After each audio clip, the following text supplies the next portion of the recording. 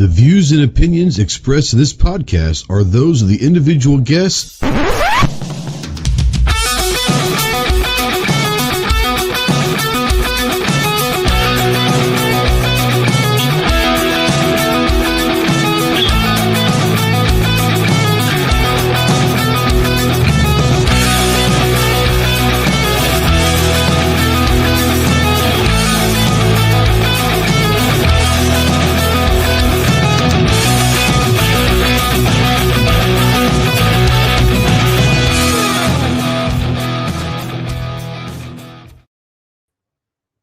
We're back. It's only been, I don't know, I think Chris said 4 months. It's been at least that long. So, yeah, we're back. So, welcome to the Arm Citizen podcast. We're going to try something a little bit different. I know it's Thursday. This is not going to be the new norm. We're going to go back to Tuesdays eventually and all that. But I just wanted to come out here, do a quickie. I like quickies. Hang out with some friends, see you guys again out there in the chat. It's been a long time. And have some fun and just kind of talk and catch up and let everyone knows what's going on and all that. I have not disappeared. Well, I have disappeared, but I haven't stopped. Everyone's been asking, hey, are you ever going to do anything again? Yeah, I am. This year has been a great year, but it's been a new year, a new life, if you will. New job, all of that stuff, which has all been fucking amazing, right? But yeah, we're just gonna hang out a little bit, say hello. Sponsors don't have any right now because I haven't done anything. I haven't asked anybody for anything because it's not fair because I haven't done anything. So we'll get those back. I'll get the spiel out there again. I honestly forgot the spiel. It's been so long. We were talking in the pre-show. I've been doing this every week for 8 years, and then I just took months off and I forgot everything. So bear with me, boys and girls out there. But we're going to have fun. My name is, for those that are out there listening in podcasts that may not know who the hell this is or what we're doing, my name is Trey with Ghost Tactical. We got some friends that will be joining us tonight and all that. We're going to talk guns, talk a little bit of everything, and have some fun. I am available for speaking engagements. I was named the sexiest man in the world by the Taiwanese cornhole organization, so I'm happy about that. I have been able to book some dates, doing some motivational speaking for high school detentions and juvenile delinquent centers. So if you're needing any motivational speaking, I'm your guy. No, in all seriousness, yeah, we're gonna have fun tonight. To my, I don't even know on the screen, this guy right here. This guy, one of the best out there, and he's a dear friend of mine. I'm proud to call him a friend, but if you haven't checked out Christmas 740, literally one of the best out there. So, yeah, Chris, what's up, homie? Not much. I'm glad to be back. I was hoping we were going to get back and do this at some point, and here we are. Here we are. Yeah, like I said, man, I'm not going to lie. A lot of it had to, at the start and beginning of it was the work, just trying to like dedicate my life to work and figure out this new gig and be the best that I can. So that took a lot of it. And then honestly, I just didn't have the fire. Does that make sense? Like, I hate to say it, but I didn't have the fire to come back. I wasn't motivated to do this. Not saying that I was never going to do it. I didn't feel it at the time. And I miss it now. I miss hanging out with my friends and hanging out with everybody in the chat and all of that stuff. So I knew I was going to get back into it. And I just, it's one of those things. But yeah, it's been an interesting ride this year, and we'll get more into that. How you been doing? Everything good? Yeah, real good. Just been busy. Yep. Work, that's and good. Always trying to get caught up. There's always piles of stuff sitting here you got to get through, but bro, let me tell you, getting there. I tell you, it never. I'll tell you this: you're doing well when you never can catch up, right? I mean, that's the reality of it. Was if you're having to figure out what to do and what videos to make and products to use, that's never a good thing. But when you've got stuff backed up and you're trying your damnedest to try to get caught up, that means you're doing something right, and you're doing a lot of things right. And I've told this to a lot of people in the industry that are looking for people to work with, and your name always comes up. And even Chase and I were talking about the other day. It's like I don't think you realize how good you are. As far as cinematography, you may be the best in the business. So keep up what you're doing, man, because you're doing it right, and I appreciate how you do it, man. Probably the Appreciate humblest that. big guy, probably one of the humblest people out there. Speaking of, we're out here on my big deck, on my big hardwood deck. A lot of big deck jokes tonight, I'm sure. Hanging out. Someone who also is on the back patio. Gee whiz, what's up? Wrong day. I know, homie. I know. I couldn't Tuesday. We're gonna go back to Tuesdays eventually, but I wanted to do something, and I figured tonight's as good as anything. So but hanging out on the back porch, fighting the skeeters down in Florida, we have from EAA. What's up, Chase? How you doing, man?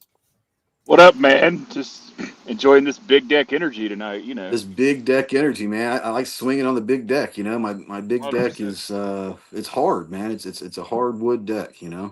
Well, sometimes life's just kind of hard. You just gotta go with the flow. You just got to find a nice moist area to hang out on the big deck. Oh yeah, well, it's very moist down here right now. Don't worry. Yeah, you've been It's getting a lot of moisture down there, haven't you? it's always moist down south. You know how that goes. Yeah. Well, it hasn't been here. It's a dry Sahara here, which the weather also has been dry, so Yeah. you know how that goes. Uh, I'm gonna be so Okay. corked tonight. I don't. Okay. I don't. I'm sure I will be. Yeah. Cork me All all you right. want. I'm surprised there's anyone that shows up. It's been so long. People probably forgot who the hell we were. Or at least I was. So I think they're all here to see Chris. Honestly, I think Chris brought all the people here. So. 100% because they know they don't listen to us. Oh hell! Well, they might want to because they might be the last time they ever see us or hear anything. Because They're uh, at the rate people are getting canceled the last week. It's pretty obvious. I There's a good tell you chance of that. what, there's a really good chance. Sandra out there says, "Yeah, I need a wet deck ghost." There you go. I like it. I like it a lot. I like it a lot. Uh, G23. Okay, what's up, Jacob? How you doing, homie? It's good to see you out there. RTT's out there, man. I'm glad people are showing up. I think I saw PJ out there with Cobra. Talked to him on the phone last week, early this week. I don't remember.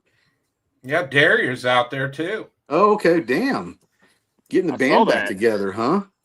Everybody's I'm everybody's on my pulling in. phone, so I can't see all the chat. It goes by pretty quickly. So if I miss something, I apologize. Say it again and I'll see it. But yeah, getting the band back together, huh? So all right. So let's It's a kind lot of quieter. well, this is true too. You Got know, that one that didn't show up. Thank God. Well, we got a few that didn't show up. I think Kyle's probably still working. Unfortunately, he's working some late hours recently. Ginger's still at work. Um, Scott said even my wife was asking what happened to you. I know my wife asked me. Whatever. I was going to say something. I don't remember. What we We were talking? talking Oh about yeah, how yeah. So I unimportant think I Clover think is. Kyle's been working some pretty late hours. And all of that. Holy shit, HVS is out there. What's up, homie? Man, they're bringing the old school band back together. Wow. Okay. Aloha. Kyle's been working. I think John. Holy shit. I said $20 to help. I got great internet. I've got great internet. That has not been Clover the issue. We don't Clover's too talk about important. Clover. Yeah, he's too big. I got a text on the text line for a midnight range. What's up, bro? He says, "Good to see you live, man. It's good to be live again, brother." But yeah, no, we don't talk about Clover here. He's too big time for us, so Yeah. it's what it is. Instead of Bruno, is that we don't talk about Clover? We've said his name way too many times. He'll show up if you keep saying his name. No, Well, if you I don't know. go I don't know. He's probably on with Patton or something. if you go Browning, Browning, Browning 3 times fast, he'll come. Winchester, Winchester, Winchester. Yeah. I actually talked to him earlier today about. So, hell, let's just talk it. Let's talk guns. So Shotgun today, rifle in my four-wheel drive. Jesus Christ. So Chase knows because I had a little moment earlier today, but I spent the day with this Franklin Army antithesis thing. And have y'all heard about this? Have you heard about this, Chris? What a nightmare this is. It's the anti-Catherium mechanism of the gun industry right now. It's so the funny thing is What is it? I requested a meeting and actually had one today. Had a phone call with our guy over at Franklin, and we talked for a little while, and I start asking him, I'm like, look, like, how does this thing, like honestly, how does it work, right? Like, I mean, people are asking already. I was getting calls this morning, and how does this thing, how's it work, and this, that, and the other, you know, because their ATF letter that they got was based on the 45 Colt 410, where it's the multi cartridge projectile, whatever the hell it is, right? Well, this one and all the literature that I've received is 5.56. And you're like, well, you can't go 22 LR shot shell because it won't work with that rifle, right? You can't do a lot of stuff because there's not going to be powder, or it's not going to be enough pressure. Like, how is this thing going to physically work?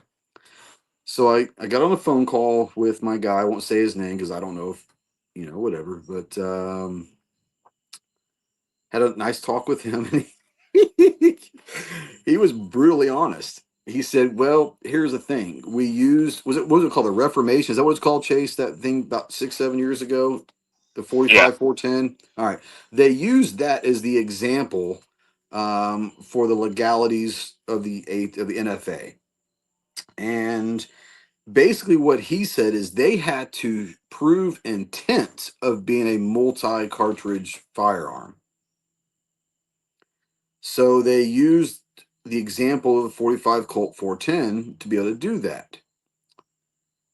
Do they have do they have a design?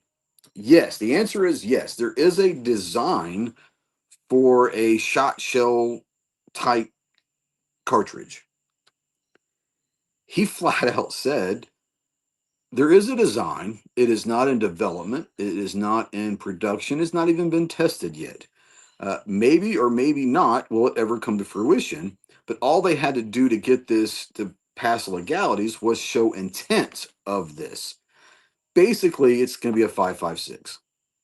So if you're out there wondering what the hell is, it's basically going to be a 5.56, 14.5-inch 5.56 that runs all day. And maybe down the line, they might come out with something of some kind of a shot shell that will run through it as well. I don't know. Yeah, it's pretty interesting because this is kind of the way to basically do away with the SBR. That's exactly what it is. And so it's going to be interesting to see all these other companies that are going to try to do this. Well, and see, and so here's my dilemma with this, right? My dilemma is half of me says this is fucking brilliant. The other half of me says this is fucking stupid, right? But the brilliant side of it is to be able to maneuver around the NFA for basically what is an SBR, and just called it a firearm. Not that I care, but what that does is kind of what you're saying is this now opens the door for other companies to do something similar with their own kind of designs or whatever, with the intent of the multi-cartridge, projectiles and all that stuff. So yeah, I mean, I think that I think it'll be interesting. I think it'll be interesting. What does this say? Does any manufacturer, what does that say? The 5.56 black tip? I don't think that the black tip, because the black tip are the armor piercing 5.56. I don't know, Chase. You would probably maybe know more, Chris. I don't think the black tips are theoretically available for the civilian market, are they? Honestly, I don't know. I've only seen 8.55. Same green here. tip, Same which is here. So which is a core, not the whole it's a core. It's projectile. not. It's. So the green tip is a Kevlar. Yeah. You know, The black was like in 30-06 armor. and stuff like that. The black was more what they considered armor piercing, if you will. Yeah. The green tip was a core, which is probably a Kevlar piercing. I've never seen the black tip out in the civilian market. I don't know if that's I don't know why that is. I don't know if it's a legality thing or what.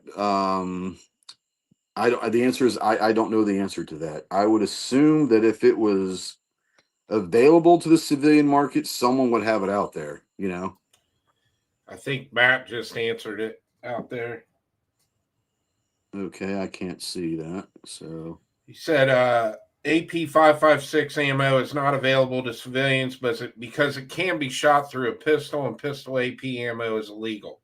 So gotcha. There's companies that are out there that are like, I want to say PMC did it years ago, and I think AAC's played around with it. It's a quote unquote black tip, but it's basically 8.55. It's not the like old AP ammo that people thought of, like in the 30-06 M2 and all that. Gotcha.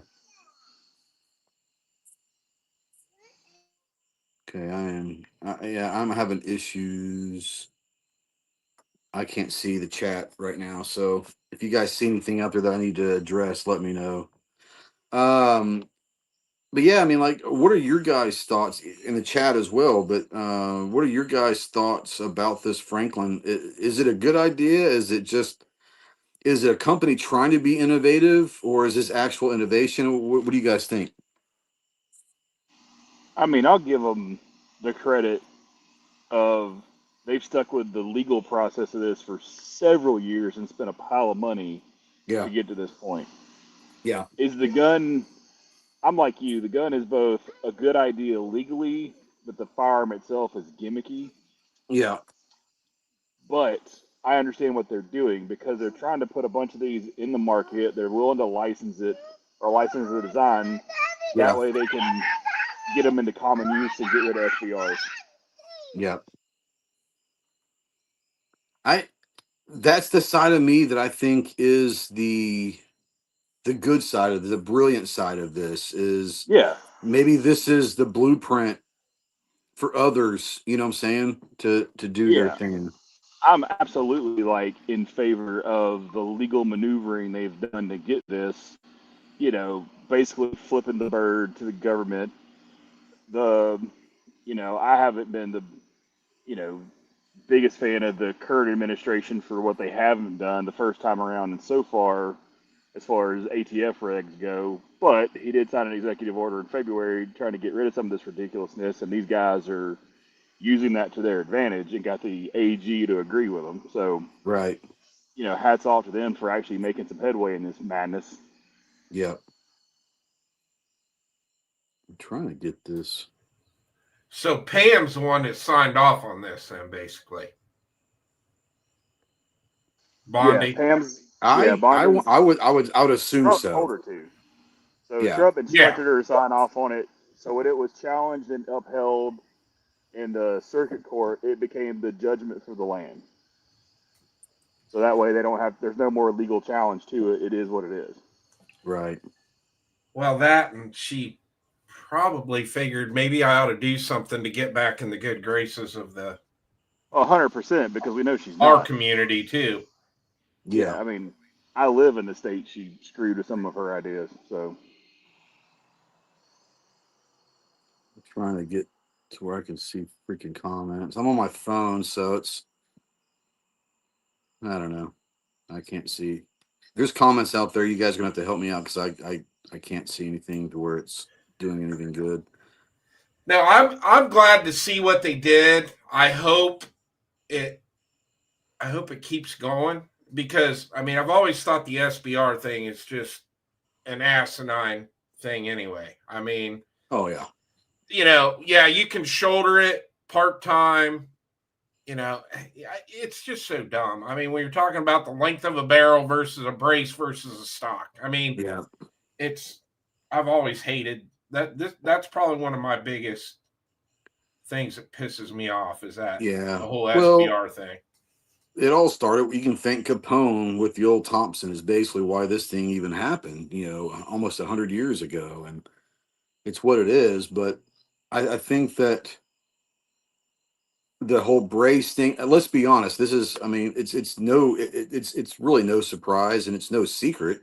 And there's gonna be some people that are the diehard brace, like, hey, it's for disabled and all that. No, let's just be honest. The brace came about to get around the SBR. That's all it was. That's all it was. Let's just be honest and say what it is. But yeah, there should never been a problem with SBRs. There should never be a classification of SBRs. It shouldn't matter. Um, but yeah, it's amazing to me that it's almost 100 years since that shit, and maybe now we're starting to see something. Do I think that it'll ever get off the NFA? Probably not now. I mean, I don't know. I don't think so. But maybe if there's enough of these firearms that come down the line of the next couple of years, maybe someone goes back and looks at this again. I don't know. I don't know. I think you'll see the NFA. I don't think the NFA is going away as it It is can't. per It se. can't. I mean, it can, but Congress is never going to get around to do it It because they're won't. useless. They're never going to make machine guns No, legal, that's what I'm or saying. Like without the destructive NFA. devices. You'll The see. destructive devices. Yep. You'll see eventually suppressors and like SBRs, SBSs go I away hope so. I because hope that's so. just stupid. It's just asinine for them to be on there. Well, let's just I talk don't. about that. I mean, Nobody's So gonna can we repeal be machine guns. what's that, Chris? can you okay, I want my camera kicked out. I can hear you though. Can we be cryptic and do we know what this thing's going to cost from Franklin? Yeah, about $2,000. Okay. I didn't know if it was going to be like affordable or what. Anywhere from about 1,700 to $2,000 is what I'm hearing. Yeah, it depends on if you want standard trigger pack or if you want binary Binary and all that, but and let's then just what say barrel basically length and $2,000. accessory. Yeah, Yeah, this over under is 2 Gs. yeah. And like me and you talked about earlier today, if anybody from Franklin happens to be listening to this, since you own Bushmaster, if you want to do the Lord's work Just and make one make that some people works. happy, make an ACR that works so that actually has interchangeable barrels, and like Yep, everything will be right in the world, and you'll be a hero. Just saying. that's it. That's it. If you want to make money, that's how you do it, Franklin. That's how you do it. Let's be Matt honest. out there, he Yep. says if you've ever been in the military, you become keenly aware of how stupid every government rule and decision is. Facts. 110%. The Pat out there said ATF should focus more on the first letter in their name, considering it's resulting in 100,000 more fatalities a year rather than our rights. So. Or the Not to T part of it. Or the T yeah. part of it, Yeah. If Oh, yeah. from coming from this side of the industry, like that has to deal with ATF, obviously, and has to deal with the TTB. And for people who don't understand what that is, that's the Tax and Trade Bureau. The insane amount of tax they collect off of alcohol alone Yeah. is enough to fund everything they do. So how about we focus on that and leave everything else out? Yeah. I mean, I still think the greatest shirt I ever saw says ATF, alcohol, tobacco, firearms. Sounds like a good party. That's still, to me, that's the best one. Yeah, I think that people in our world, I'm not even saying anything, just people in the community, the gun community, The ATF is this elephant in the room, right? All the time. And so we think that the ATF is out to get gun people, gun people, gun people. We are a very, very, very, very minute slice of the pie when it comes to what the ATF cares about. Let's just be honest. Um, Yeah, they care about when it's first and foremost, and everybody like talks about the elephant in the room or the boogeyman or whatever. When it comes to them, they first and foremost, or they came from the revenuers. They came from that's the it. IRS. That's it. First and foremost, they care about tax Money. revenue. They Yep. don't care about anything but. Most of the time, somebody gets caught doing something stupid, firearms related or explosives related, it's generally tacked on to other stuff they were already doing, stupid and illegal. That's it. They don't That's it. necessarily just come knocking on a random somebody's door because they thought you had something you're not supposed to have, unless you're already implicated in other stuff. Well, just like we were talking about earlier, and I won't mention who we were talking about, but a friend of ours is talking about getting one of these firearms, but because he wants to maybe do some traveling outside the state, but now is worried about, well, what if I travel with an SBR? Now I've got, they're not out there looking for you. You just have to notify them that you're going to be crossing state lines and all that. Now, with this new one, you don't have to do that because it's a firearm. But even if you haven't a registered SBR, like or a can or whatever, any NFA item, and you're going across state lines, all it is filling out a piece of paper and notifying, hey, I'll be coming. But they're not going to be out there looking for your license plate. They're not going to come raid whatever address you give them. They're not going to do any of that stuff. They don't necessarily care. If let's just be honest, and you talked about this, Chase. You brought up the revenue side of it, right? If the ATF really gave two shits, honestly, about the firearms side of the ATF, don't you think over the last 100 years the tax stance would have gone up in from $200 to basically what inflation would considered about what $4,000 at this point in time? Like, 100% they'd have kept up with inflation, like you everything else know, does. exactly. So that I should tell mean, you right now, it's like, we've got this thing here, we've got these things. It's more of a nuisance and a pain in the ass to fill out paperwork and all that than it is anything else. Let's if they be were honest. more if they were more worried about the controlling aspect of this, like we're just talking about interstate travel. Yeah, So suppressors doesn't matter. You can take those across state lines as long as they're illegal in whatever state you're going into. right. Nobody cares. But as far as an SBR is concerned, it's a 5320. It takes a couple minutes to fill it out. It's no big deal. It's good for a year, whatever. Yeah, If they were that concerned about it, they would tax you for it every time you filled one out. yeah. Or they would have the ability to say no. There is no ability to say no. It's just they're informing you. Oh, yeah, it's basically like, hey, I'm gonna do this. Yeah, Thanks. you're not asking for permission. If it was about the control, it would have to be you have to get permission. You have to get authorized to do this. That's not Yeah. what this is. And I'm not. I want to make this. I want to make this very clear. I am not on the side of the ATF at all. What I am saying is, I No, think I'm that not on the side people of anything that expands government by any no, means. by any means. But I will say that people, I think, have a misconception of what ATF is, what they do, and truly what they care about. I think that the firearm branch of the ATF is there because it has to be.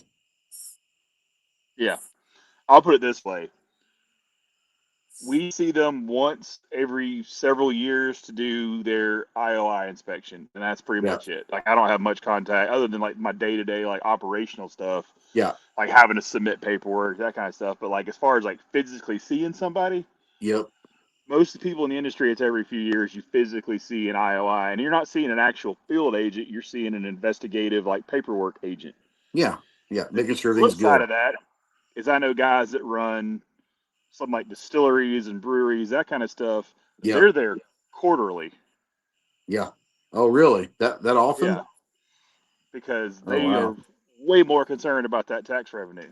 Yep. Way more, because the excise tax is insane on alcohol. Oh, so that's what G was talking about. He is going live with Never Enough Ammo. Bro, I'm not gonna lie. I haven't talked to Matt in a long time. I didn't know that Matt or Never Enough Ammo was still doing shit. So that's how out of the loop I am. It's been probably a couple. It's been more than a couple. I bet you it's been 5 years since I've talked with Matt.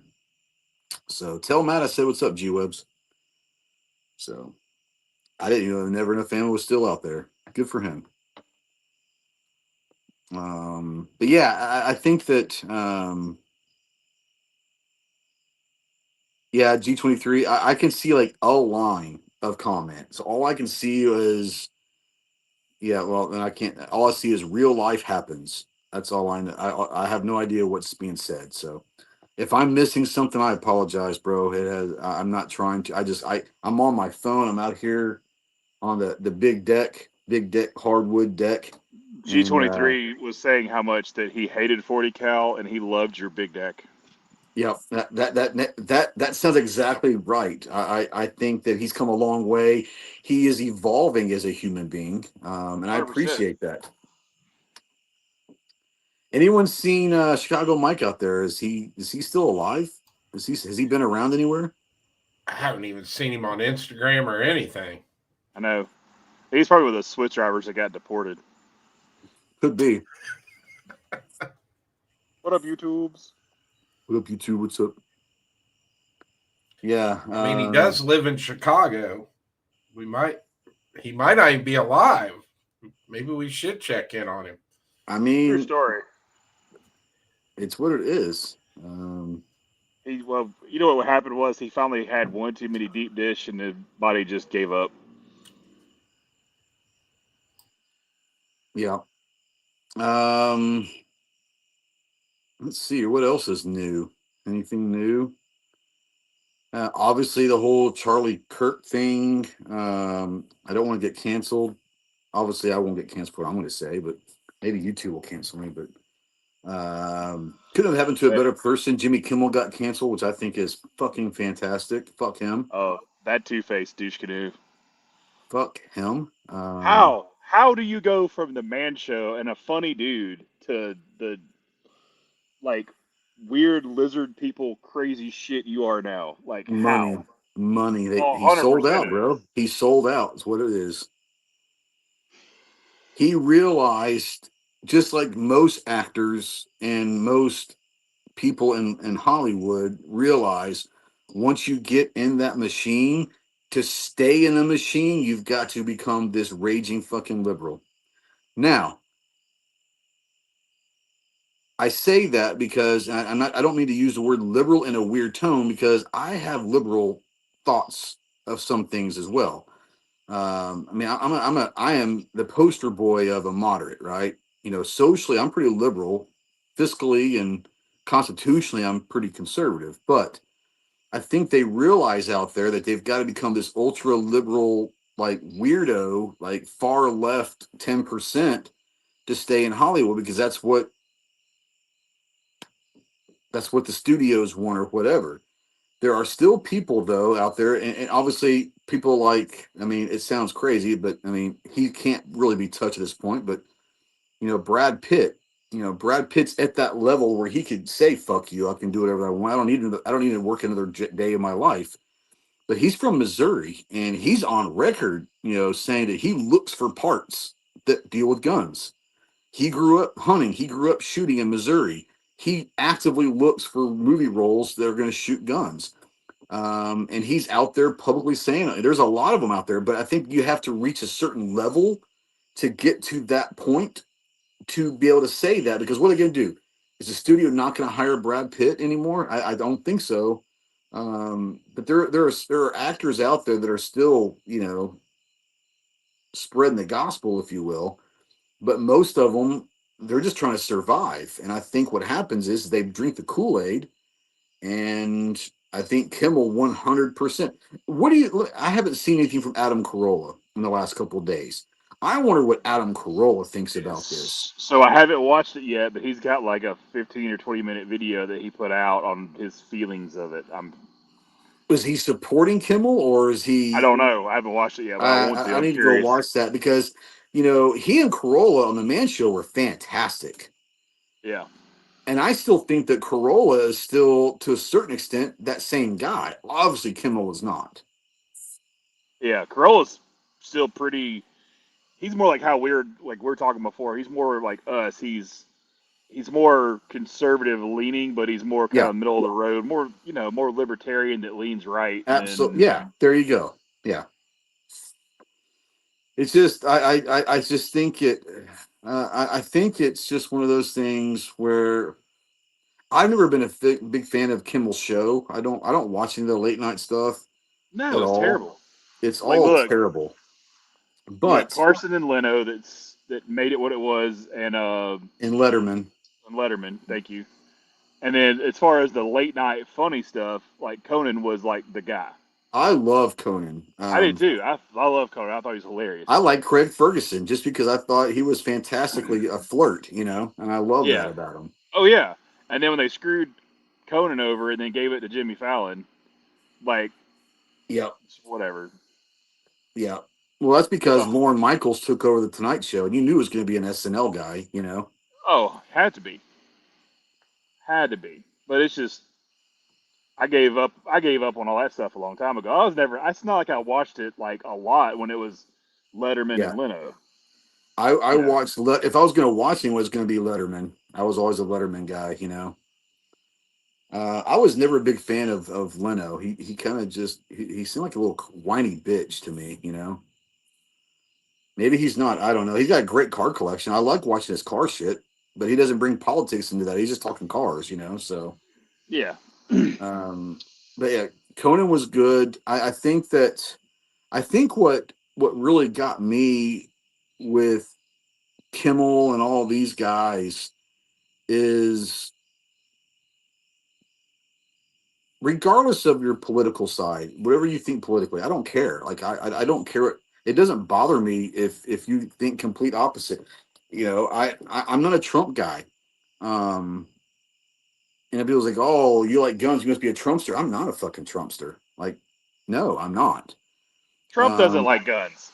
His let's be kids honest. do. He doesn't mind them, but he doesn't like them. Now, No. Donnie Jr., that's a different story. Yeah. I would say his kids are different, but Trump doesn't care. He doesn't care. But I'm not a Trumpster at all.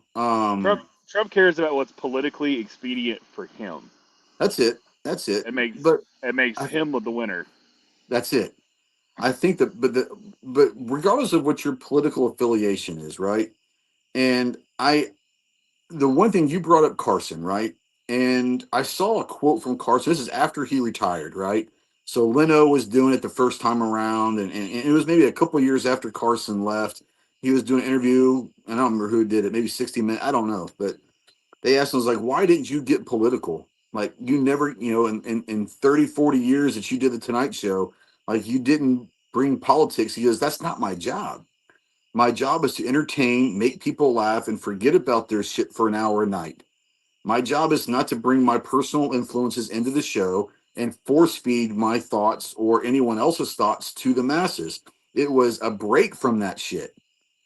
Like, I'm a comedian, I'm an entertainer. Like, I was there to entertain for an hour and let people forget about the bullshit in their lives.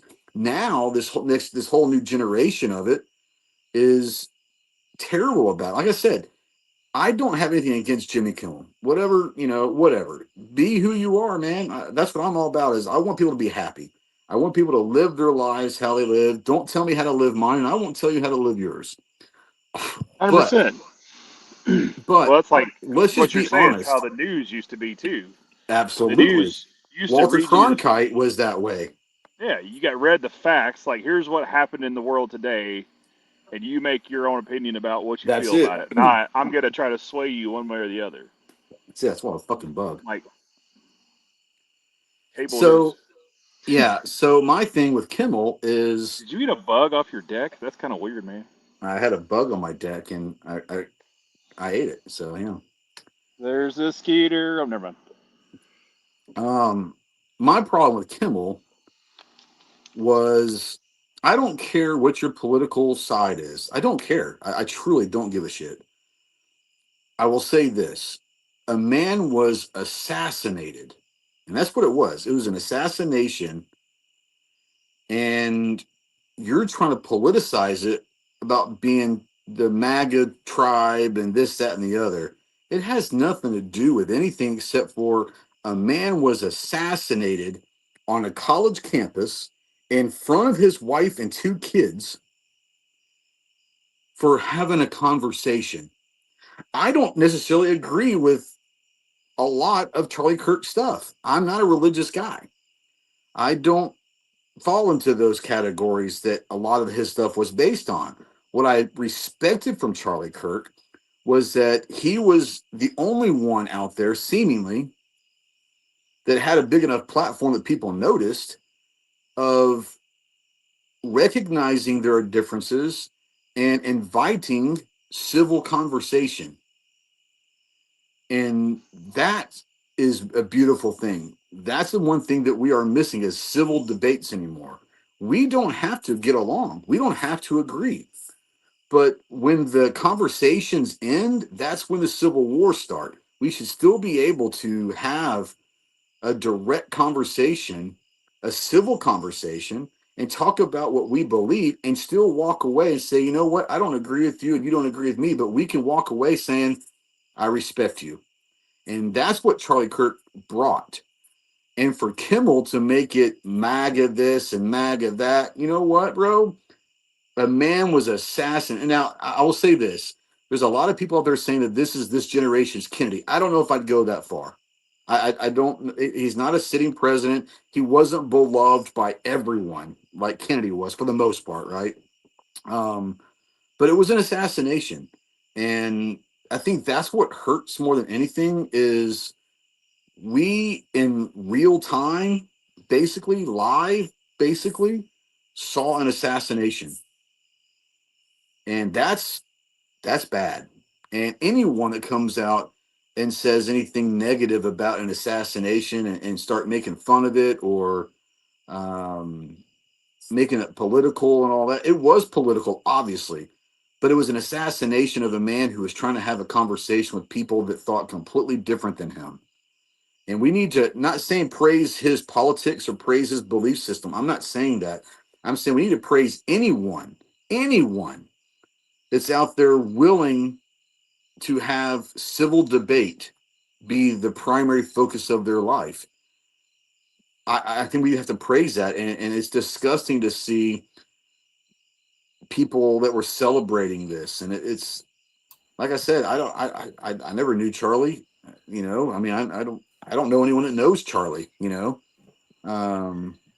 but no one deserves to be assassinated in that way. That's my 100%. soapbox. I'm with you. Like, I'm not a religious person by any means. And I'm that guy that what catches on fire if I go and step inside of a church. Like that's just let's just be honest, right? what I did like that he did though was the fact that he went to all these colleges to give these kids that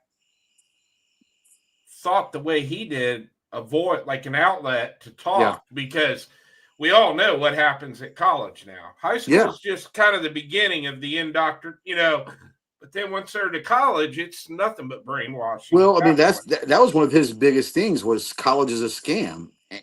In my opinion, I agree with that statement. 100% think college. It's an indoctrination. Anytime that you have to go listen to someone who makes their own books mandatory reading, like, are you really learning anything or are you learning what they want you to learn? That's why the vast majority of people when they graduate college are voting Democrat. And then they reach about 28, 30, and they start being in the real world and seeing how shit really works. And like, you know, I think I'm a little more conservative now. Yeah, because you see how the real world works. You know, you loved it when the government was paying your tuition or the government was paying off your student loan debts or the government was paying, you know, you to not work. But when you're 28 or 30 and now your taxes are going up higher and everything's going higher because now the next generation is getting their shit paid for, you like, that ain't fair. Well, welcome to the real world, you know. But yeah, his big thing was one of his big things was college is a scam. And I think that's why he went to these universities to have conversations like, hey, I'm not saying don't go to college, but go to college, but understand what it is. And if you want to have a real education, you're going to have to do a lot of it on your own. And that's true, you know.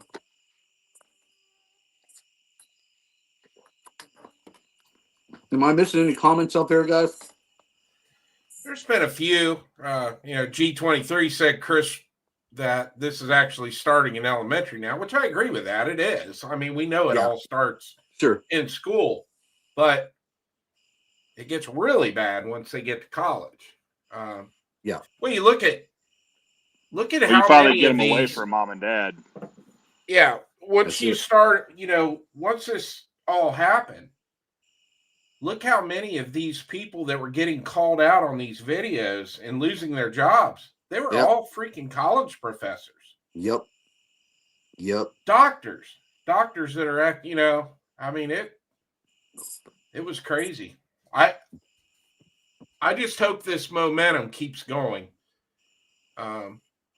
Because the left is in a really bad spot right now.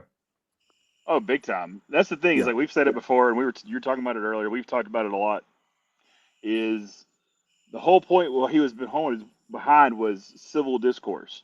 It's what the country was founded on. That's why founded on exactly is an open civil discourse.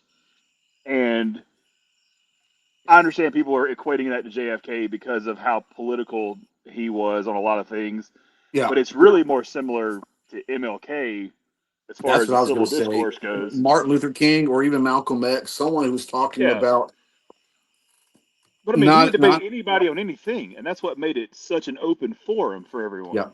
Yeah. But for all these people who are praising what happened to him and glad to see him dead, I'm like, what y'all don't realize is he was the moderate voice of all this. Yeah. The people that you have stirred up now are much more hardcore than he was. The fact that Milo's coming out of retirement because of this stuff. That's a good point. The fact that Ben Shapiro is getting ready to start hitting college campuses again. Nick Fuentes is like Charlie Kirk turned up to 11. Yeah. Like they have no idea the amount of crazy they've kicked off. Yeah. No, 100%. And what was that? What was the other guy, the comedian guy who kind of was before Charlie Kirk, but doing the prove me wrong thing? Oh, what's his name? He got huge there for a while. I know who you're talking about. I can't remember his name without Googling it. Golly. I know who you're talking about, where you're going. I mean, he was massive a few years ago, right? And, I'm sure he's going to be kicking some more stuff off. I mean, it's like you said, you're getting ready to get the people that, as far as the left goes, Crowder. There you go, Crowder. Yeah. Yes, thank you. The whole Crowder thing. You'll get him. He'll be back. And he didn't go anywhere, but he'll be back in the limelight now.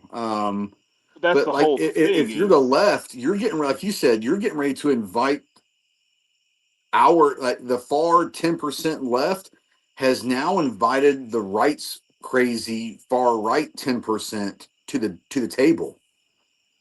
And that's when it's going to get bad, because 80% of us can get along some way, somehow. But when you start having the two far left 10% arguing, this is not going to be good. No. And what the crazy far left fringe weirdos don't understand is the far right guys are militant as shit as far as what they believe in. Mm-hmm. And they have no problem with violence. The left thinks they don't have a problem with violence. They don't have a clue what true violence is. They don't know what they're messing around with. And nobody wants to see that on either end. No. But that's what's going to happen. Is you left a void with, I wouldn't call Charlie Kirk moderate, but the way he presented everything was a moderate way. Like you said, he was a moderate voice as far as a cool-headed voice in this realm. And now what's going to be left is, on both sides, the crazies are going to come to town. And watch out, folks. You get what you ask for sometimes. The difference with him was, and a lot of it had to do with his faith, but he was a very, as far as like who he would deal with, he was very even-keeled, very middle of the road. Yes. So where he was moderate was, he was friends with a lot of people that didn't agree with him. Yes, and he enjoyed being friends with them. Yeah, a lot of lefties came out and were like, look, like the dude was as good as it got. Like, oh, obviously we didn't agree on everything, but he didn't hate us. Like, That's it. there were several like prominent gay guys that came out. They're like, he was at our house like literally 2 weeks ago having dinner Yeah. with us. Like, Yep. he didn't hate anybody. Yep. You know, he didn't agree with a lot of things that went on. He's like, but he didn't hate anyone. That's it. You know, we've talked about this privately and publicly. I think, you know, the evolution of Bill Maher. People say, oh, Bill Maher is changing. No, he hasn't changed. He's still the same guy he was 20 years ago. The difference is the Democratic Party that he was a part of is no longer the same. He is 100%. moderate now in comparison to what the liberals have become. But even He's a Bill Maher's out there classic. praising Charlie Kirk, praising him. Yeah. He's a what everybody knows as a classic liberal. He is Yeah, what the he's party what we was call a 20 years ago. Kennedy Democrat. Kennedy would have been probably Republican today, you know. Oh yeah, 100%. You know, I mean, we all Yeah, grew up with Southern Democrats, you the know, Southern and that kind of Democrats. stuff. That's it. They were conservatives that voted Democrat because they had to, but they were Yeah. more conservative than anything, you know. But yeah, But they it's just just it's sad. It's sad to see. You know, I saw a great video. It was more of a meme, but it was a video, and it showed. And I'm not trying to bring up anything crazy, but it's the reality of this, right? Is they were talking about when George Floyd died. There were riots. They were burning down cities, literally burning down cities. The difference is when Charlie Kirk dies, everyone was quiet and praying and calm. There were no riots. people wept, literally. People wept because of this, right? But you're seeing this, like, I mean, you can walk around and look at it and just watch, just look at social media to see this quiet change that's happening since then. Yeah. Because you have people on both sides of the aisle who are, like we were talking about, that, you know, the majority, they're in the middle somewhere, Yeah. who are all like, yeah, I don't agree with none of that shit. Like, these things he said and did that I don't agree with or whatever, but, like, what they're saying after somebody was shot is not okay. Exactly. Shot for their Exactly. beliefs, not because they did something terrible, No. not because they did Straight up something that, because of their beliefs or their not because, perception of the beliefs, you know? exactly, not because it was warranted, because they were doing terrible things. You know, everybody's like, well, you know, political. I was like, well, you can't argue a political violence because that's how we started a revolution and a That's civil it. war. That's it. I was like, but that's not the political violence people think about. That's Yeah. not, hey, I'm taking on a tyrannical government. That's, I'm taking on a guy I don't agree with because he hurt my feelings. Yeah. Yeah. Have you seen the Rogan interview with Charlie Sheen yet? Yes. And when it happened, and So Sheen was like, when Charlie Sheen is Charlie making Sheen was sense. distraught, bro. Yeah.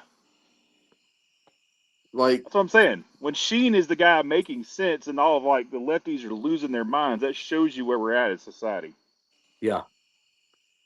You know, it's nice to see as much as the crazies that are out there that are applauding and celebrating the assassination. It is nice to see that there are people out there that still have compassion and empathy, because at least it shows me that there's at least a segment of our country that is still human.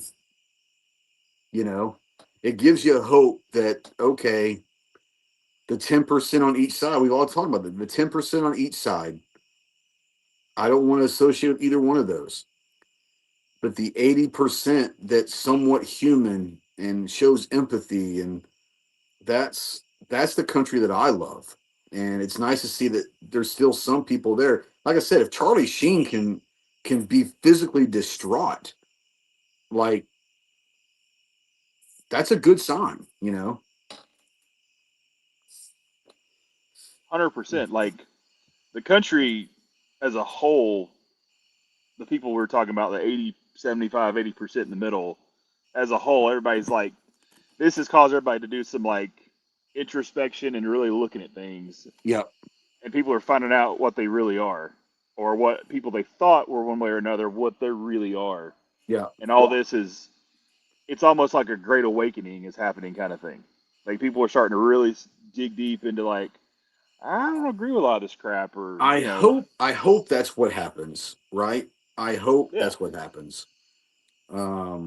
That a great awakening does happen, because let's be honest, bro, we need one. Like, 100%. we know that this country's fractured. We know that. Everyone in the world knows that our country's fractured. And that's okay. It's okay to be Yeah, fractured. But I mean, how a lot of the world's that way right now. You look at Europe hmm having to come apart. I mean, let's be honest. I was pretty impressed by the giant march on London the other day. Like, I didn't think there was I didn't that think many they had the dudes balls left. to do it. I didn't think they had I the did. balls to do it. No, like I was amazed there's still that many dudes left in the UK that would Like, stand up and they want their damn country back, and I think that's awesome. 100%. Like they've, yeah, we fought 2 wars. We've had some disagreements, but there are bros across the pond, Yeah, and absolutely. they've given their country away without firing a shot. Well, the government gave the country where the people didn't. That's what the sad thing is. I think Yeah, the people are like, "What the fuck, dude?" 100%. Now you've got literally every major city in the UK now is a non-Anglo-Saxon running an Yep, Anglo-Saxon nation. yep, yep. Have you seen what's been going on over in Sweden? Also, like, even the Swedes are getting pissed off. Yeah, They've got shit going on in Sweden that is crazy. they need to. Like the whole of Europe needs to take themselves back, Yeah, I with the agree. exception of like Poland. Poland's like, yeah, they didn't try that here. Yeah, Poland's history is an interesting history. Yeah.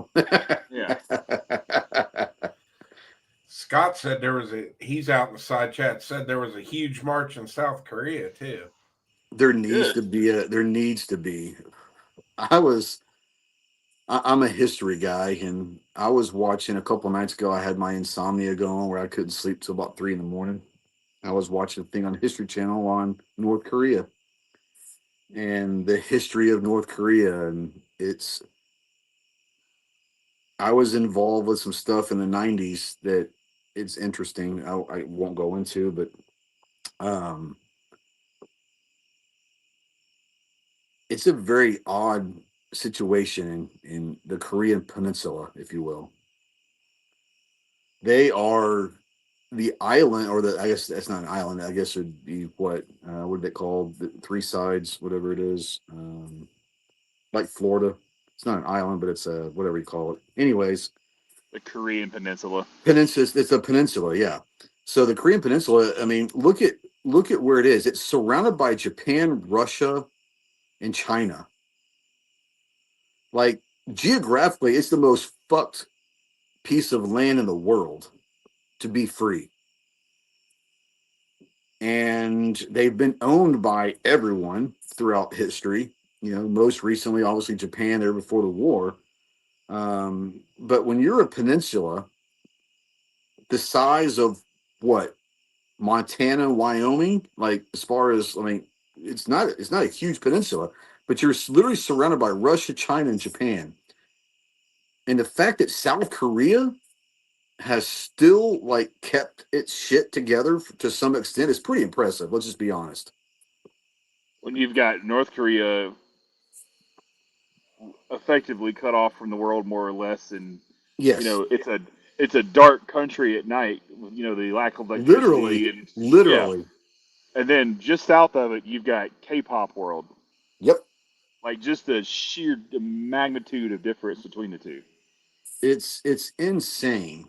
Um, it's insane to think. The crazy thing about the Kims historically, all three of them in history, the Kims have positioned themselves to be fucking gods. Like, there's a law that you have to have a picture of Kim Jong in every room of your house, or you could be killed. Like, it's insane to me to think that. He's the supreme leader, though. But he's more like, to them, he's put himself as a god, not a leader. Yeah, It's crazy to me. it's the Asian Scientology cult. It's okay. That's what it is. It's really what it is. Thank God it hadn't spread outside of that little small area. But instead of like a picture of like L. Ron and Tom Cruise, it's a Kim Jong. yeah. They probably have Tom Cruise like Maverick beach ball, like beach volleyball scene, like abs, and then Kim's like face on it.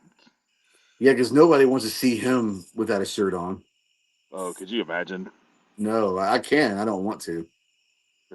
Georgia Rebel, what up, homie? Come here, doughboy. Yeah. Anybody else got anything we want to talk about? I don't care if we stay, how long we stay. Anybody, either Chris, Chase, or anyone out in the chat, anything y'all want to talk about, let me know. Because I just want to get on and kind of get back into the swing of things. So, anything else you want to talk about, let me know. I'm highly offended because I sent your buddy a message and it showed that he was online and he did not reply to me. Which buddy? Oh, Chicago Mike. Oh, okay. I'm getting hurt. my little jarhead, my Marine chat for something's going on. It's blowing the fuck up. So I don't know what's going on. I'll have to read that when I get off, but something's going on. I did see that SCOTUS like actually did their job just a little while ago. Oh, did they? What'd they do? They struck down the Biden-Harris change on Title IX. Oh, really? I hadn't heard that. Interesting. Yep. Good for them. So, sorry if you're a tranny or identify whatever as you want. Can't play female sports. The fact that is ever a thing is absurd. Well, all this shit that's going on is absurd. Well, that's true. That's fair. I mean, think about it. Like, we're all getting older. But think Some back of to us like, more than others, asshole. well, yeah, but you know, my big deck energy doesn't require extra pharmaceutical help yet. Yeah. Yet. Yeah. Appreciate you. Thanks, asshole. But like, I mean, think Some about it. people have a little blue pill. I have a little blue vape. So, you know. Like, we all had like growing up, like especially like when you hit like middle school and you know life starts happening. Like middle school, junior high, high school, we all knew weirdos. Oh yeah. But social groups kept that shit in check. Yep. And you know, you had people that thought they were going to be gay or whatever. And some people turned out to be for real. Yeah. Some dudes were like, I want to be, you know, whatever. Look, Space I'm the cadet, first to admit shit. I'm the first one to admit I'm a lesbian, bro. I love women. So, Me too. you know. I was trying to identify as like an Oprah Identify as a level lesbian. Like I always wanted to be like a brown female billionaire lesbian, and the government never would make that happen for me. This is your what I identify as. as. This is your time, bro. This is your time. I know, you know. But we all knew those people. We all, you know, there's always those weirdos or whatever, and life kept in check. But like growing up, like when you were a kid, there's like, you know, some little boy's like, I want to be a girl. There's always tomboy little girls running around. Yep. That everybody turned out to be normal, functional adults as you got older because that shit's a phase. Yep. Why are we giving children hormone blockers because they think they want to be a unicorn when they grow up? Mm-hmm. I'm a non-binary Therian today. Shut up. Yeah. I agree. I am all for freedom of expression, freedom of speech. I'm all for it. You can believe whatever the hell you want to believe. You can call yourself whatever the hell you want to call yourself. Don't expect me to do it. But don't expect me to do it. Whatever you want to do in your own little world, that's you. That's within Hey legal man, means. be happy. I don't care. Like people say, oh, you know, or I don't care if someone's gay. I don't give two shits if someone's gay. I don't give a shit. Be happy, bro. Just Do I don't care if force somebody's me to buy into a lot of this bullshit. Don't force me to do something that I don't want to do. Don't make me call you something that you're not. Absolutely. You know? But the slippery slope that was all done in the name of gay rights 20, 25 years ago has now become like we're dangerously teetering on the edge of like, hey, it's okay to be a pedo. It's, you know, it's love. Love is love and all that madness. And it's not okay. No, it's not all okay. This crazy Does anybody care if somebody's gay? Nobody gives a shit. Knock no one yourself out. cares. But all this like extracurricular weird shit, that's a problem. That is a problem. Like, nobody wants to see furries fucking in public. No. Nobody, you're damn sure not messing with kids because, No. Contrary to the government not wanting to release a certain list, like most of us have a giant problem with pedos. Yeah. There's a reason why they're not releasing that list. Big time reason. There's multiple reasons they're not letting that list, but we will get deplatformed in a heartbeat if we say things like that. That's true. That is true. Especially with the shiny new YouTube agreement. Mm-hmm. Yep. So, Chris, what's going on with you, man? I know you're busy. What can people look forward to here upcoming? Well, I just released the Gideon Optics Mediator 2 review earlier tonight. So, I called you about that yesterday for a friend of ours. Yeah, pretty cool optic. I've got ironically, real quick, he wants to put it on a TX22. I'm gonna let you know about that. So, but it's gonna be suppressed. So he wants something that's gonna, for the weight and all that. But yeah. Anyways, go ahead. I didn't even think about doing that. That's kind of a cool idea. It could work with something like that. Slide reciprocates under it. So yeah. It's a pretty good idea. Yeah, there you go. About that. Yeah. Yeah. Anyways, go ahead. Sorry. No, I got a lot of cool stuff coming up. I just built my first Glock 34. That was a project I've been wanting to do for years. So it's done. I've had it to the range once. Had to bring it back and do some tweaks on it. So hopefully I got it dialed in now. And I just built my very first fully left-hand AR. So ejects out of the left side and everything. So yeah, nobody needs that weird shit around. So that's going to be pretty interesting. It's even weird for me. I mean, I've never shot anything like that. So it's so yeah, I got a lot of cool stuff coming out, and yeah, just plugging away. Yeah, kind of glad the shows are over for a while and just kicking back and no more traveling. I think my wife's happy about that. I just did my last show a couple weeks ago, and now I'm done till whenever I don't know. I guess Vegas. Shots I guess Vegas, month. Yeah. So, yeah. Now I can finally get caught up, maybe, like we were talking about earlier. Yeah, well, you'll be fine. You'll be fine, and just keep pumping that shit out, man, because it's I love watching your shit. So, I appreciate it. Chastopher, any coolness coming up from EAA side of shit? Faux show. It's SHOT Show, but yeah. Yeah, there's some stuff that gets show off next month in NSCW, but well, that's true too. That's true too. Come SHOT Show. I mean, we can talk about the shotguns now. That's a known thing, but is it public? I didn't know it was public. Oh yeah, it's on the price list and all. Oh, is it? I mean, we're not. We hadn't run like the first ads or whatever, but I'm getting ready to start sending some samples out to like writers, reviewers, all that stuff. So if Chris wants to piss Clover off and do a shotgun review, I think that needs to happen. We could do that. I want to watch. I think Chris doing a shotgun video for you guys before Clover would be fantastic to see. 100%. He can like JB Weld or Red Dot on top of it. I mean, why wouldn't you, just for the or no, even better, like duct tape it on that fucking thing or Gorilla Glue it or something, I'll send that little bitty super slight 410 to Chris's very petite self.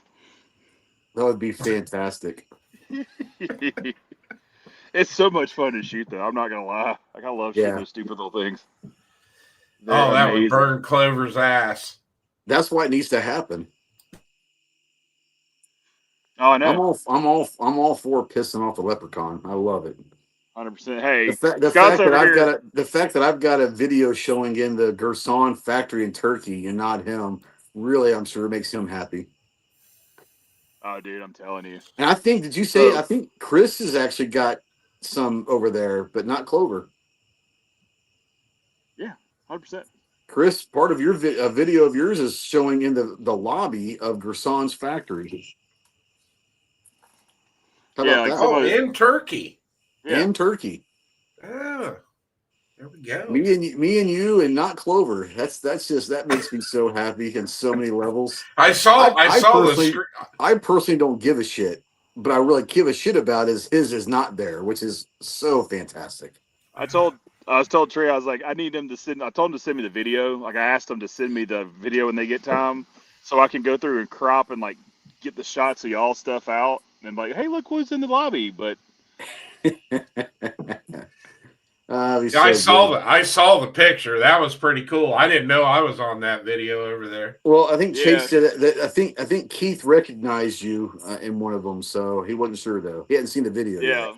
Like he took a picture of the one because he recognized Trey right in there. So he grabbed it. He took a picture of that, and he's like, I don't remember his name, but he recognized you. And I was like, oh, that's Chris, yeah. And so you're in the video in there. I just told him to send me. I told him to send me the actual like video clip so I could see who all was in it. It basically is people they thought. That's in the new factory in Gerson, Turkey, in their lobby. When you walk in the door, that's showing, bro. Like your video is showing in the lobby of Gerson's factory in Turkey. That's pretty cool. Yeah, so does that mean we're royalty in Turkey now, Trey? I mean, huge in Turkey, literally. Well, I mean, Chris is humongous in Turkey. I'm just a wee man that, but no, I think that's when Chase sent that, I was like, oh, that's kind of cool, Oh yeah. But what really made it great was that Clover was not a part of it. When that's really what made it fantastic. Well, that's why I had to post it because I knew it was going to be funny that way. I mean, those guys from Gerson are pretty cool. I mean, they share a lot of my stuff. They do share a lot, yeah. Yeah. I mean, they legitimately think like you're like we were talking before, like, your cinematography and all is really good, and they think like they're like, oh, he does like really good work, like yes, the camera work is awesome. And I was like, yeah, he does. I was like, y'all want to do something to piss him off? Yep. But Scott said something in the chat a minute ago about barbecue guns. I'll just put it this way. Just wait. Just wait. Yeah. I got some gaudy shit we're working on. The elephant in the room, Chase. I don't want to take too much time, but we haven't been public since a lot of this bullshit went down.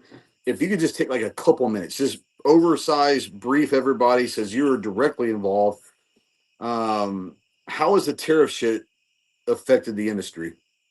Burn that shit to the fucking ground. There you go. That's how the industry feels about it. So some countries definitely got screwed more than others, but for some reason people thought that like the April tariffs didn't take effect for like 9 days. No, they took effect like then. Yeah. It wasn't like, oh, we talked about it. No. So for people who don't realize, everybody's been living with this since April, and even the things that's domestically produced, a lot of components, parts, raw material, whatever. Nothing's made in the U.S. anymore, 100%. No. So, even if it's raw materials, could be. I mean, anything. Yeah. Very, very small niche things are totally made in the U.S., and they go to great lengths to make sure everything's sourced that way. And they're also going to cost you. And they're also really expensive. Yeah. Which I'm not arguing that. That's fantastic.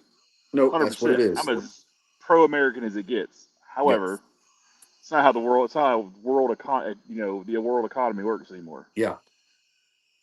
So in August, new tariffs were brought up, and unlike beforehand when everybody had basically 3 months to kind of figure life out, they were announced, and 7 days later they took effect. Yeah.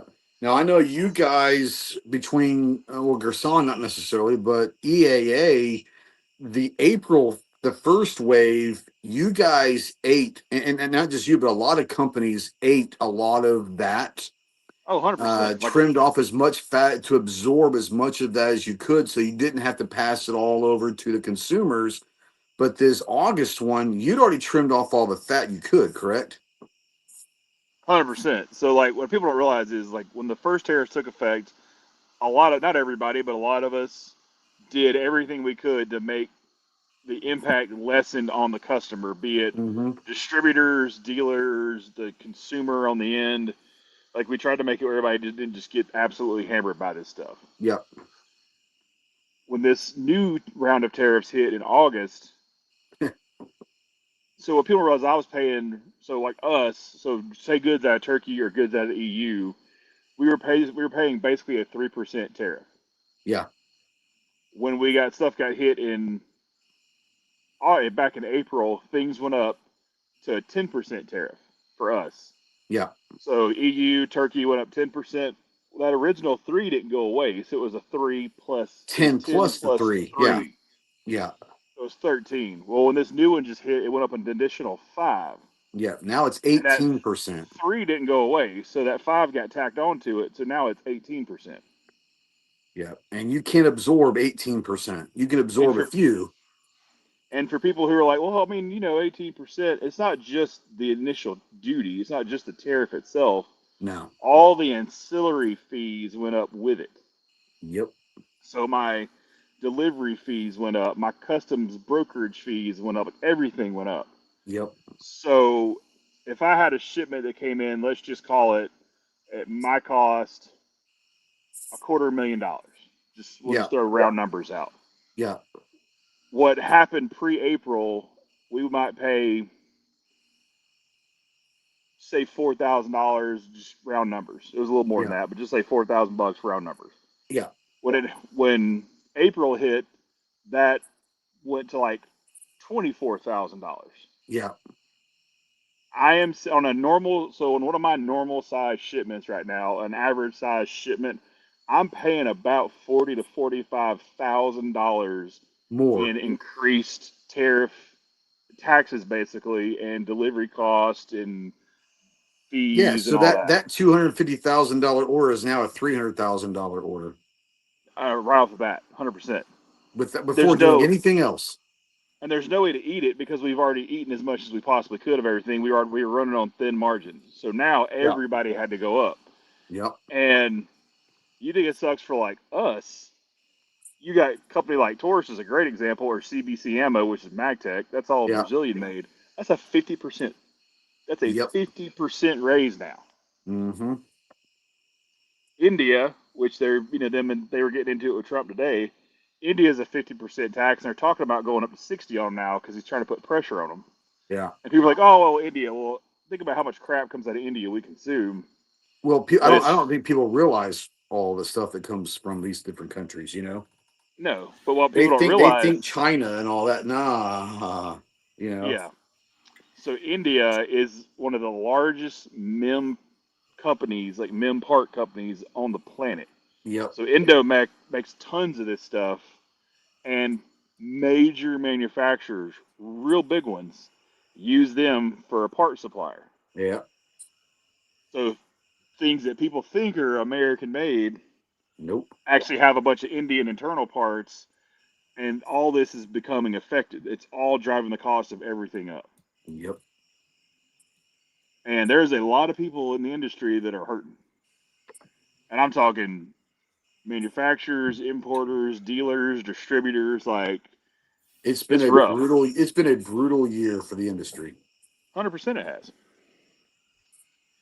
I mean, and everybody's trying to weather the storm. Some guys are trying to hold out to the beginning of the year, and I totally understand what they're doing. Some people are just kind of playing it by ear as they go.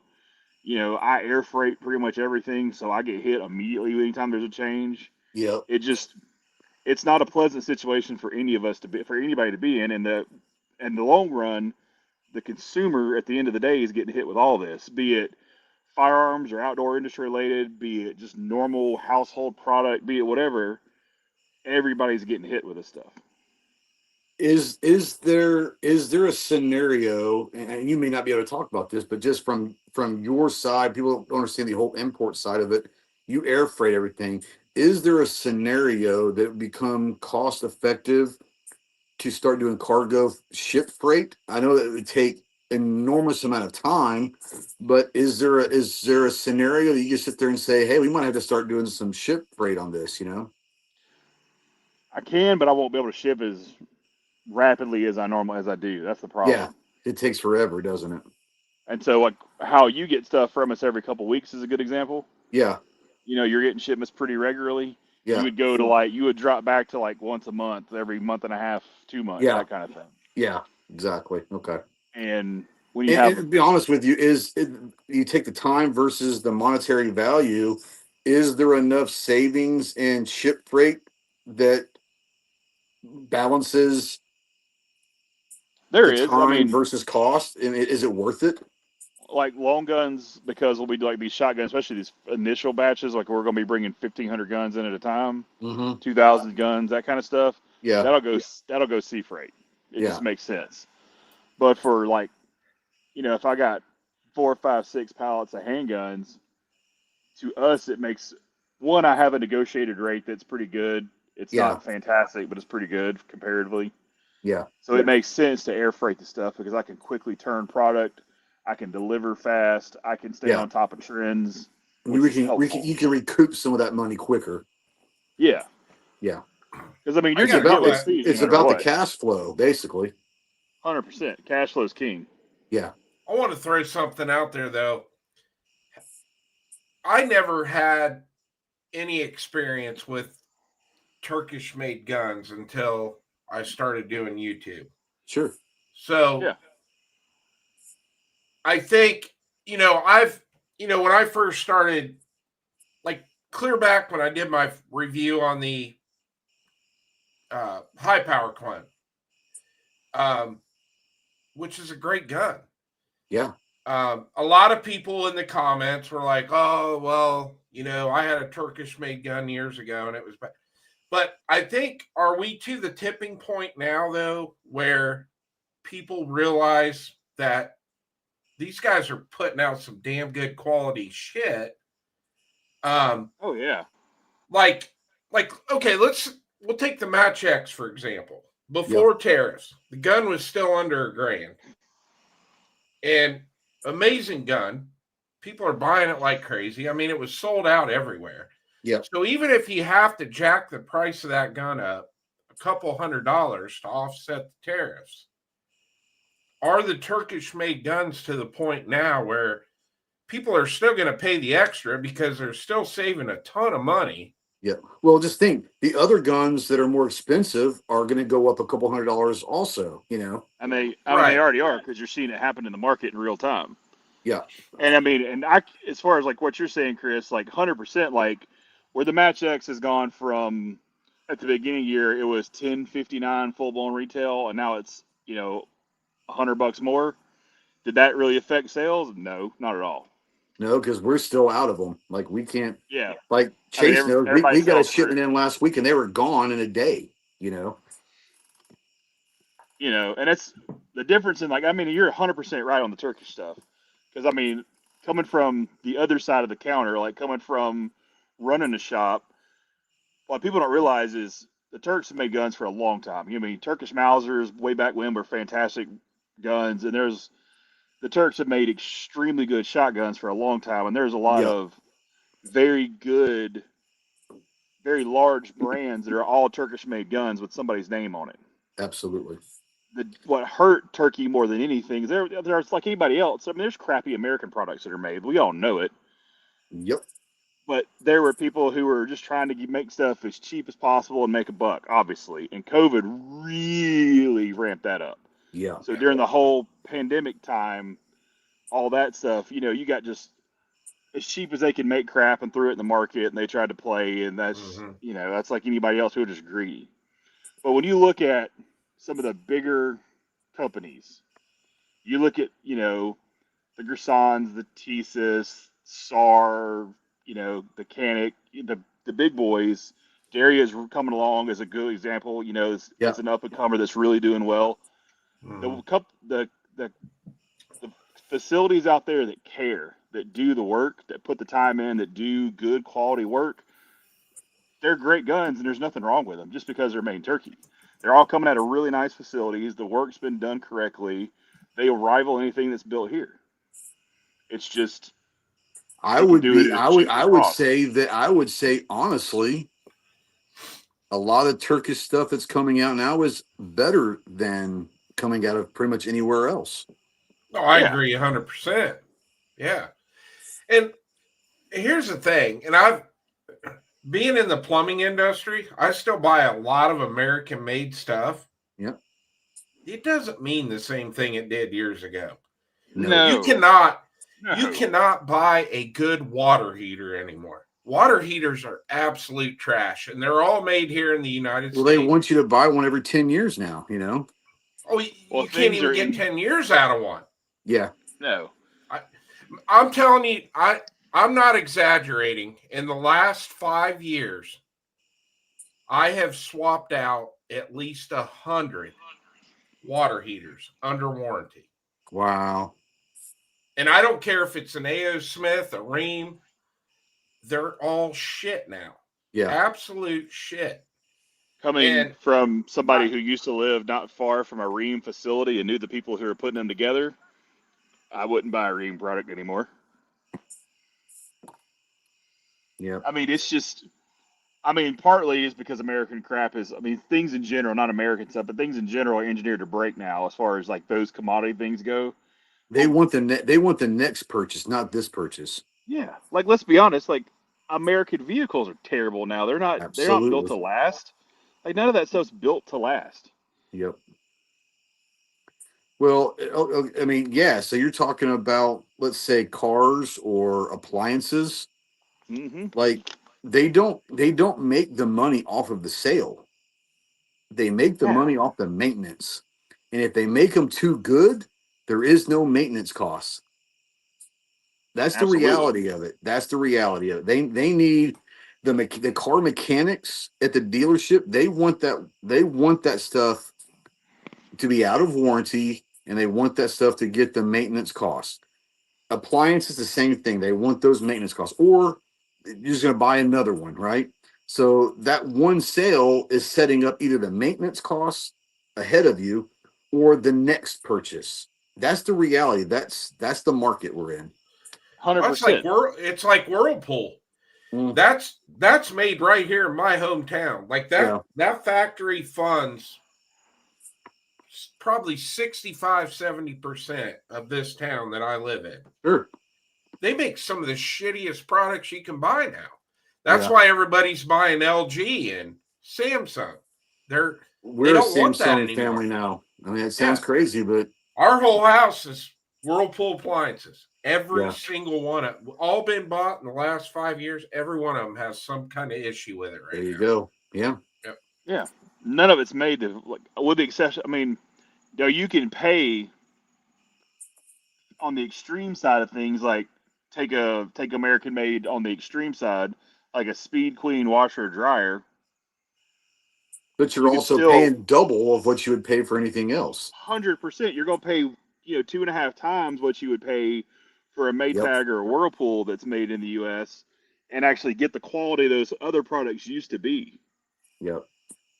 But, you can buy, Viking or Thermador appliances and pay the insane money for them and have a decent product, but you shouldn't have to pay $7,000 for a fridge to get one that functions for more than a few years. Yep. Well, let's bring it back into a company in the U.S. that has, in the last several years, fallen down a little bit. Let's say Kimber. Kimber used to be regarded as one of those companies that, man, everything was just quality. Kimber in the last several years has gone to shit. And now, you can go buy that Korth, or you can go buy that Wilson Combat or that Nighthawk to get what you want. But it used to be you could buy a Kimber for a lot less and get a pretty decent firearm. Even that's gone to this wayside. There's a lot of people that won't buy Kimber anymore, Oh. Kimber today is not the Kimber of 10 years ago, Well, even Kimber 10 years ago is pretty terrible. Kimber 20 years ago is still a pretty good pistol. But yeah. There's still quality American products out there, but you're going to pay for them, Yeah. And then even some of the things that are still made here that are still good quality, it's just the the economics of scale has gotten a hold of it. Yep. I used to tell people all the time in the shop, like, if you want the best bang for your buck, hands down, 1911 you could buy was, before they just started tweaking on it, was the Springfield TRP operator. Yeah. For the money. One. Yeah. For the money, you couldn't get a better 1911 for the money. And they were, and I know that hurts you to say. I mean, I've got a TRP that's probably almost 15 years old now. Yeah. But they started out that 13-ish, then 14-ish, then $1,500 up to $1,600 range, and it was worth it. Yeah. And now that they're 2Gs plus,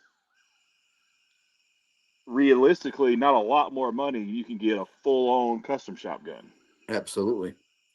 Yep. Absolutely. Or you can pay half of that and buy a really solid import gun that, can rival what they're doing. That's it.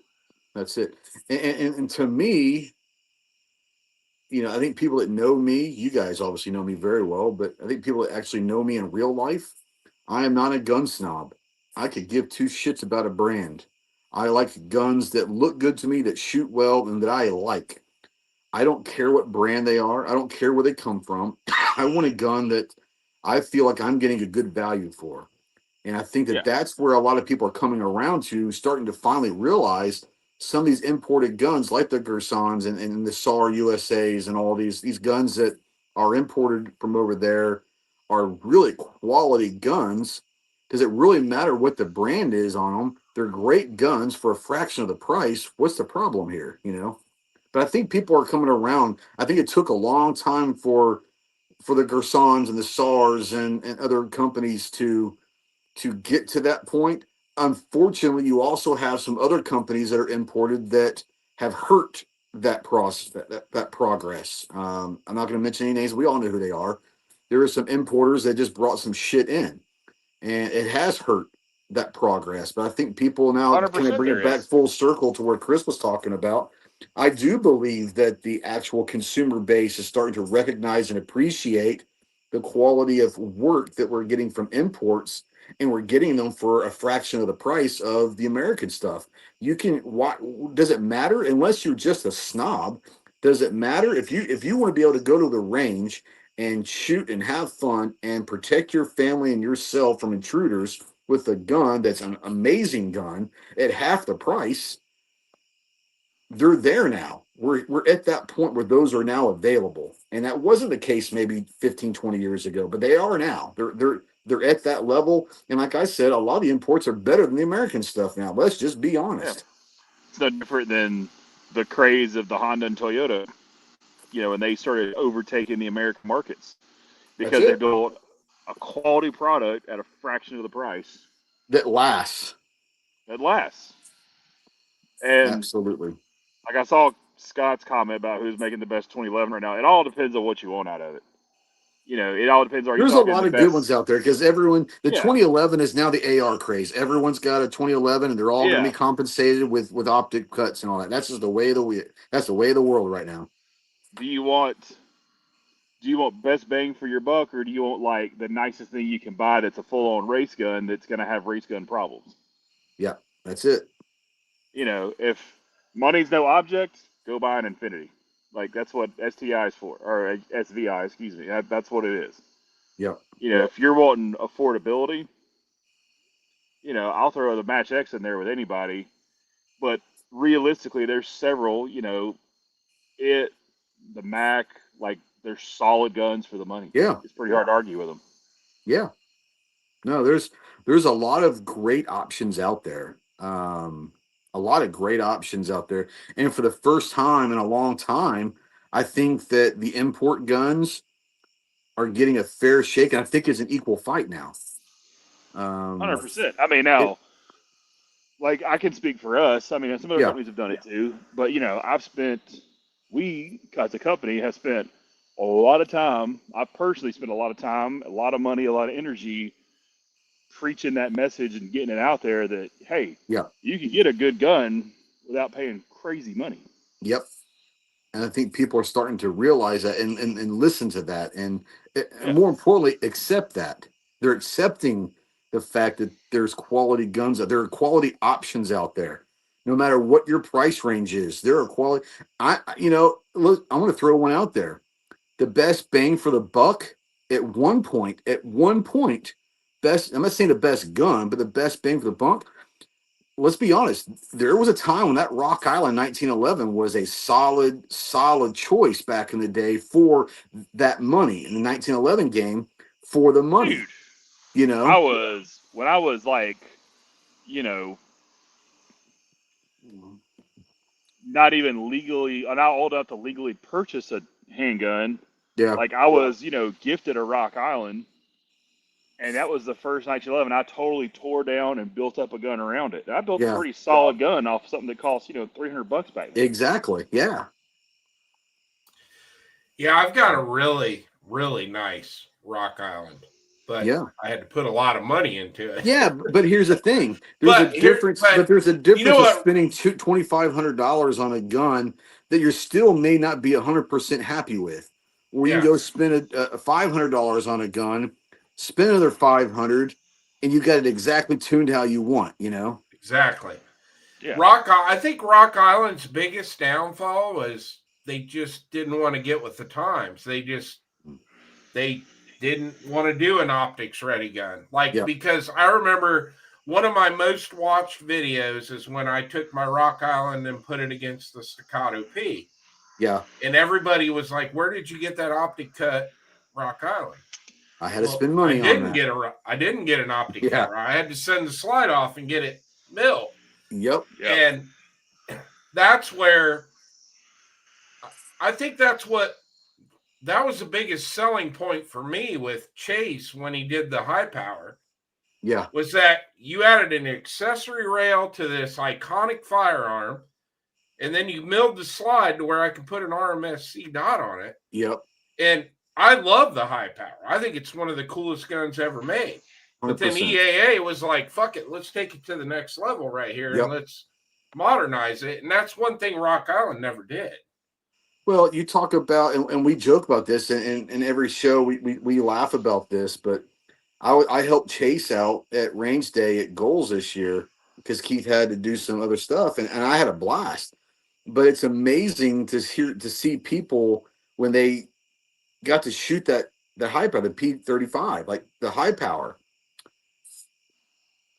The fact that it's 100-year-old design and it's still winning gun of the year. The design, yes, EAA upgraded with the rail and the optic cut and did some internal improvements on it. But the high-powered design 100 years later, literally 100 years later, is winning gun of the year still. So the fact that the design has been amazing, but yes, you can update it. You can upgrade it and not shit on the original design, right? I think when people first start hearing, oh my gosh, it's an updated, upgraded high power, someone's going to shit on Browning's design. No, they made it better. They made it better. And I think people are starting to sit there and say, okay, that's the cool thing about this. The 2011 game. Wow, we just thought the 1911 was as good as it gets. Bro, not so much. Not so much. It's now taken over, and it's one of those things where I praise. Okay, I'm going to toot his horn because I know he won't do it. What people out there need to realize is Chase is also very heavily involved in the design of all these guns. Gerson's not designing these guns. Chase and Keith and Paul are designing these guns and telling Gerson what to build. So the design is coming from, he won't say it, but Chase, I'm going to blow your own horn. Chase is incredibly involved in the design of these guns coming out of EAA. So thank you for that, for having the foresight of updating and upgrading these classic designs. You're talking about a high power. You're talking about a 2011. You're talking about the Regard, which is a 92. Like all three of those are favorite guns of mine, and you've made them better. You have no idea. That's the cool thing about it. Oh yeah, I mean the drum me and Paul banged on to get the high power modernized. Yeah, because I like the high powers, but I'm in Chris's boat. I like the high powers, but the high powers don't like my giant hand. Yeah, see, I don't have that problem with A my beaver my tail with a huge hands must. are perfect for them. You know.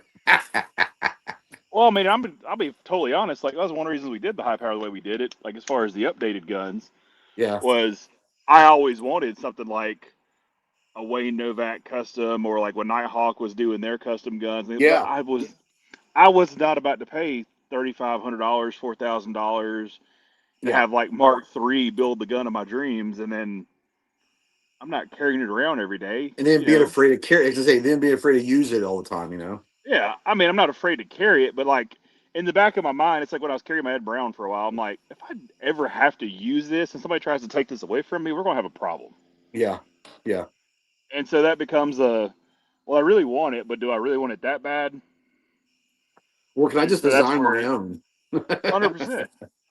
And I mean, and now Apex has gotten behind it, and they've got a trigger system for it that's Yeah. amazing. If nobody hasn't tried it yet, I love that design, and doing some more modernized things to like the 1911 platform, or playing with a 92 platform, playing with the double stacks. Obviously, Yep. sky's the limit. Yep. Yep. No, I'm excited. I'm excited to see what's coming down the line. I know you've got some coolness coming at SHOT Show time frame. I can't wait, as always, to see the mad scientist between you and Paul and your design work and all that. To see, I can't imagine. I would imagine it's a pretty cool feeling when you sit down and start talking about a design of a gun, and then a year later see it in your hands, and that's got to be a pretty cool feeling, you know. Scott already built them. The 2011 10 mils. Yeah. Like, we got I several, and think that I think the 10 millimeter is having a resurgence. I'm seeing it on my side of things. A lot of 10 millimeter stuff and ammo's been sold the last couple yeah, months. I think the 10 millimeter is having a great resurgence, and thank God, because it's an amazing cartridge. Ballistically, people like the 45. I would take a 10 millimeter over a 45 ACP. That's just my personal preference. But I think a lot of people are starting to see that ballistically, the 10 millimeter is far superior to a 45 ACP. Yes, it's different in a lot of ways, but ballistically, the 10 millimeter is a very solid option. And I think people are starting to see that again. And like I said, on our side, I don't know how you feel about it, Chase, on your side, or Chris on your side, but from my side of the distributor side of things, 10 millimeters really having a nice year this year. Yeah. The biggest problem with 10 millimeter is the ammo companies. They neuter it so bad. yep. It's like it's a reloading, as far from a reloader's perspective. Yeah. It's one of the greatest handgun cartridges ever, because you can really push it. But a lot of the factory ammo doesn't.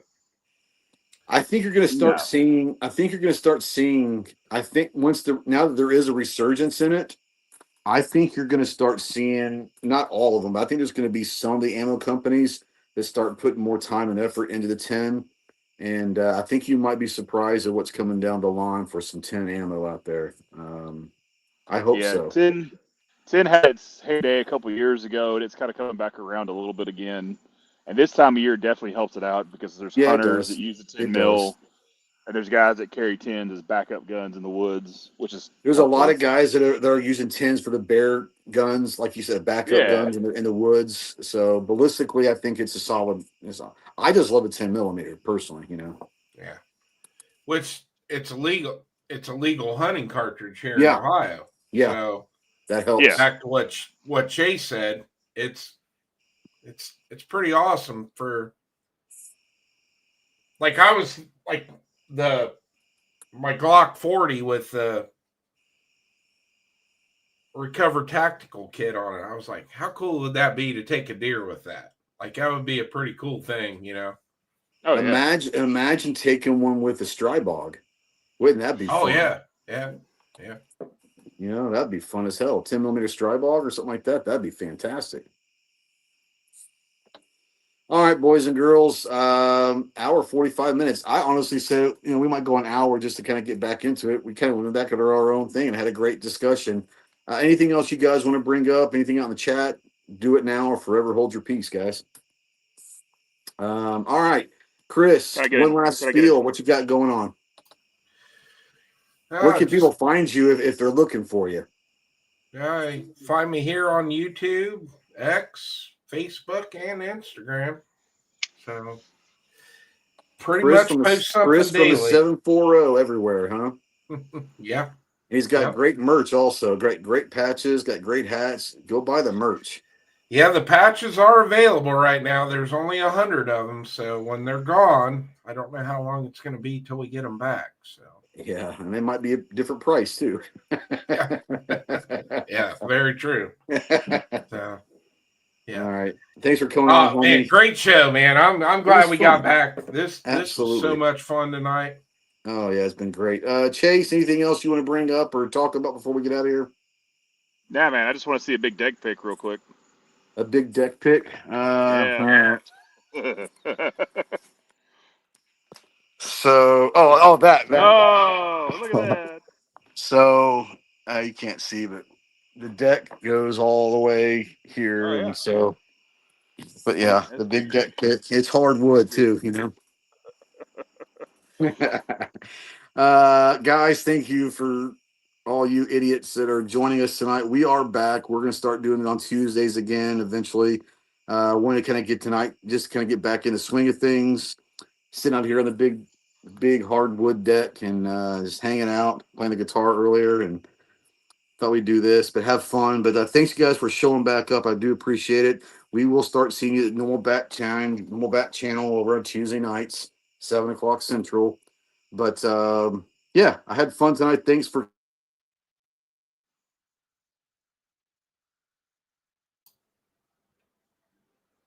Oh shit, he froze. He did.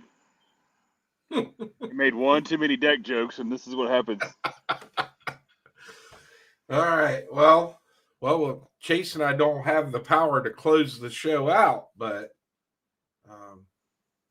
we can tell everybody to piss off and go home. There. Oh, maybe. He's trying. He's trying. I don't know. I guess there he pick up is. my phone and showing my phone that everything screwed up. I don't know what the hell that was. But, anyways, too much big deck energy, buddy. Couldn't handle it. Big deck energy, baby. Big deck energy. So yeah, thank you guys for coming on. We will. We'll see you next week. Peace out. Stay strapped, get clapped.